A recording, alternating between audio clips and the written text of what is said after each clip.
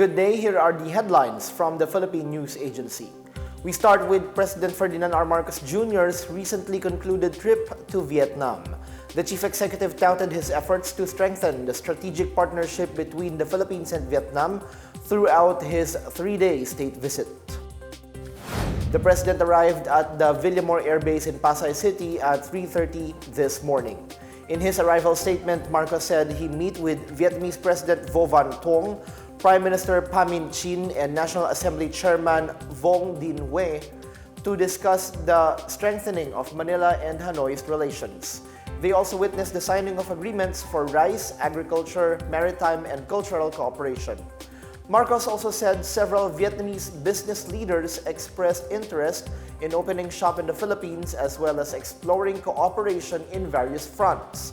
Among them is the Vin Group company, which seeks collaboration in the fields of artificial intelligence and the production of electric vehicles and batteries.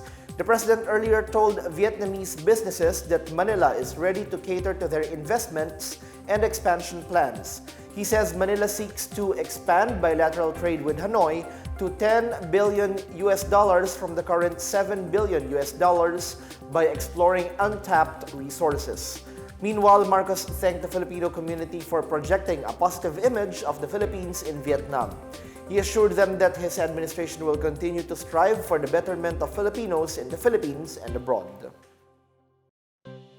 In other news, President Ferdinand R. Marcos Jr. is keeping tabs on efforts to amend the 1987 Constitution by constantly consulting with lawmakers and legal experts. In an interview during his state visit to Vietnam, Marcos said he is looking into calls to amend the Constitution through a people's initiative. Marcos says he had consulted Executive Secretary Lucas Belsamin and Chief Presidential Legal Counsel Juan Ponce Enrile to determine the best thing to do to go about charter change.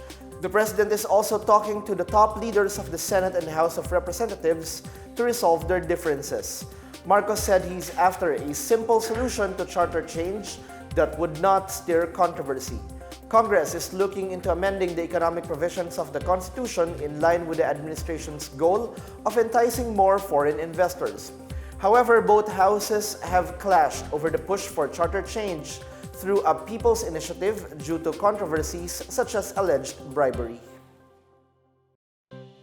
President Ferdinand R. Marcos Jr. is keen on settling territorial disputes in the South China Sea in a peaceful manner. During his state visit to Vietnam, Marcos told President Vo Van Thuong and Prime Minister Pham Minh Chinh in separate meetings that Manila wants to address the maritime issue through dialogue and consultations. He maintained that the Philippines remains firm in defending itself against China's provocations in the South China Sea. The president also expressed dismay over China's aggressive actions, saying they violate the country's sovereignty, sovereign rights, and jurisdiction as well as worsen tensions. He said the Philippines' position has been consistent, clear, and firmly anchored in the 1982 United Nations Convention on the Law of the Sea. Marcos meanwhile said the country continues to support the ASEAN outlook on the Indo-Pacific as the foremost regional framework and as the architecture for collective peace, stability, and prosperity.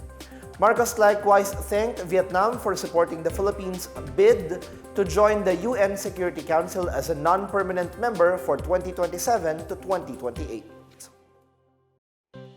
The House of Representatives has urged the Department of Education to include foreign language studies in addition to English into the K-12 basic education program. The Chamber adopted House Resolution 1502 on Tuesday, which calls for the integration of foreign language learning within the basic education curriculum to improve the employability of K-12 graduates. Minority Leader Marcelino Libanan, the author of the House resolution, emphasized the importance of foreign language skills in giving Filipino students a competitive edge in the global labor markets of the 21st century. He also emphasized that global corporations, particularly those based in the United States, China, and Japan, prefer hiring employees who are proficient in a second foreign language alongside English. Libanan said the proposed initiative aligns with the vision of Vice President and Education Secretary Sara Duterte, who aims to ensure that the basic education curriculum produces competent, job-ready, active and responsible citizens of the country. House of Representatives Deputy Majority Leader Erwin Tulfo has proposed the elimination of purchase booklets for senior citizens, which is a requirement for the availment of discounts for medicines and some basic needs. The lawmaker says the booklet is useless and an additional burden to senior citizens, noting that their identification card is enough for them to enjoy the discounts. He also expressed concern that the current system implies mistrust toward the elderly, as well as the inconvenience for those who often forget their booklets and have to go back home just to get it. United Senior Citizens Party List Representative Milagros Aquino Magsaysay also supported Tulfo's suggestion to abolish the booklet's use, further reinforcing the need for change in the existing system.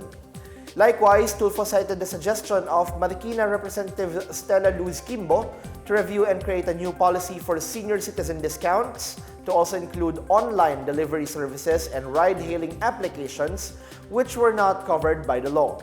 Committee Chairperson Albay Representative Joey Salceda agrees with Tulfo's proposal and invited him to join the technical working group crafting a new law on senior citizens and persons with disabilities.